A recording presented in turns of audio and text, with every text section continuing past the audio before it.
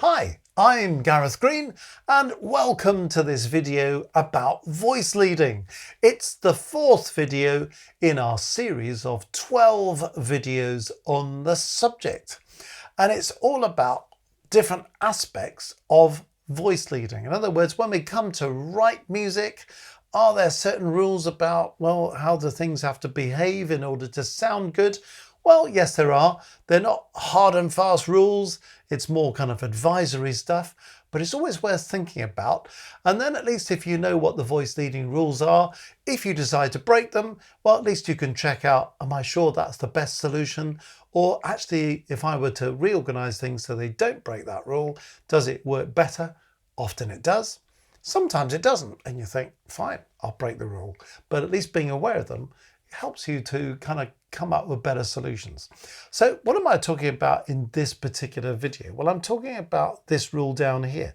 When you're writing in 4 parts, so it might be kind of 4-part harmony for 4 voices in a choir, might be 4 parts for a keyboard player, might be a string quartet, could be anything. We try to avoid having more than an octave between any pair of parts except the tenor and the bass. Okay, now let's unpack this a bit. I've got 4 parts. We'll call them soprano, alto, tenor, bass. So don't have more than an octave between the soprano and the alto part. Don't have more than an octave between the alto and the tenor part. But if you do want to have more than an octave between the tenor and the bass part, that is absolutely fine.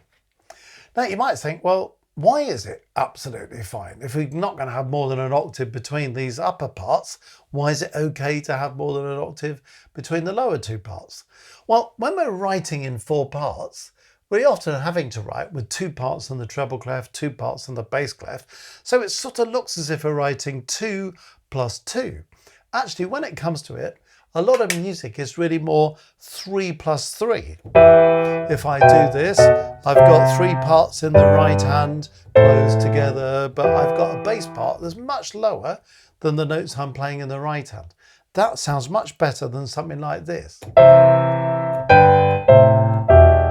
hear what's happening here? I've got 2 parts slowed down together, 2 parts upper parts together here, and I've got this big hole in the middle. And it sounds a bit odd because it's empty in the middle. And also these notes close together in the bass are sounding a bit kind of grumpy down there, aren't they? So there's good reason in sound to follow this rule. So even though we're writing 2 plus 2, well, musically, we're really experiencing 3 plus 1. So this is the rule. Don't have more than an octave between any pair of parts except the bottom pair of parts, the tenor and the bass. Now, the piece of music I've just put together to demonstrate this is at the top here. Let's have a listen.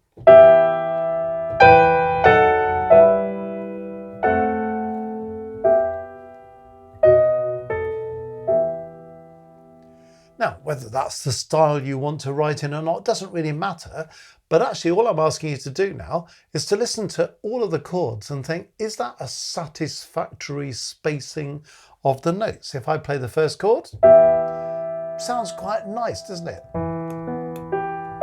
The second chord, the third chord, you can hear the spacing is all kind of working out quite nicely, isn't it?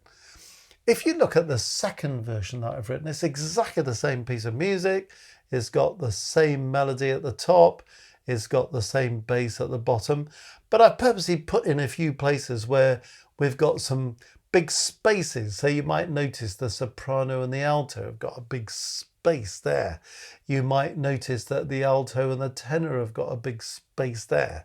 You might see the alto and the tenor have got a big space there and there and there.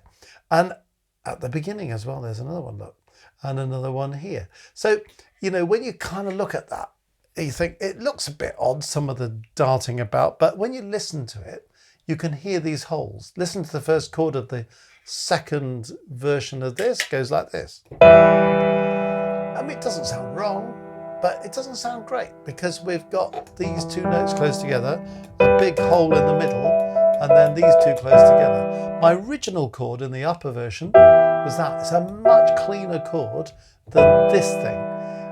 Thick and grumpy at the bottom, big hole in the middle, a bit disconnected from what's happening in the right hand. The second chord of the second version, not so bad really, but big hole in the middle.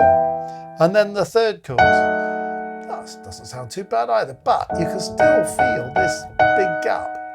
The next chord, sounding better because it's kind of obeying the rules. The next one, bit of a gap in the middle, the chord's a bit thin. This one's all right. Then this one, again, sort of all right, but my original version was that. And now I've got this, doesn't sound so good. And then that last chord a bit kind of, whereas the original one was that. So when you hear the second version, you get this. It's not that it sounds bad. I'm not trying to say it sounds bad. I'm just trying to say it doesn't sound as good as the first version because of breaking this particular rule. Here's the second version.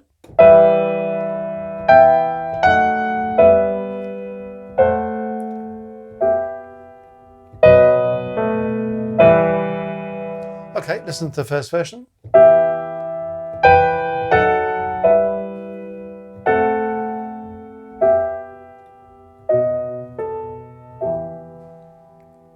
And you can hear that that first version is so much better, isn't it? It's the same music, sounds exactly the same, but the spacing of these parts is having a negative impact on the second version, whereas in the first version, it's not getting in the way of the impact of those 4 bars, those 4 measures of music.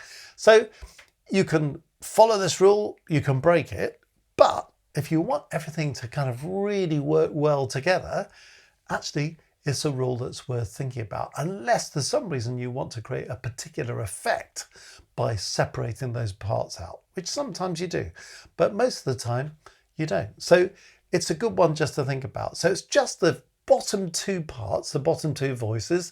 You can have a wide space there, but between the other pairs of parts, try to keep those spaces no more than an octave apart.